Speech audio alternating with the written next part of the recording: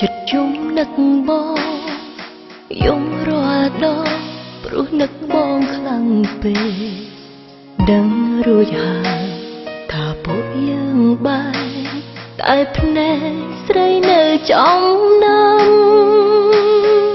ធ្លាប់ហើយឈ្មោះរស់ស្និទ្ធស្នាលនឹងគ្នាតែវេលាឲ្យស្នេហ៍ប្រេងស្រាំបងអើយអូនភ្លេចមិនឲ្យរងចាំព្រោះអារម្មណ៍បងមានថ្មីហើ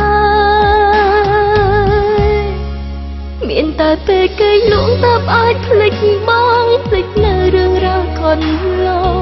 តែអូនធ្លាប់ចងក្រងជាមួយត្រានត្រាតែពេលបើកភ្នែកពេលណាគឺគិតមិនអាចភ្លេចឡើយទឹកភ្នែកក៏ធ្លាយហូរមកចង់ណាត់ចង់ជួបប្រាប់ថានឹកបងណាស់តែអារម្មណ៍ខំទុកខ្លាំងមិនឲ្យបងឃើញការឈឺចាប់ស្រីអូនឲ្យតែមានពេលយប់មិនចង់ឲ្យមានពេលថ្ងៃអ្វីៗព្រោះស្រីនៅនឹកបង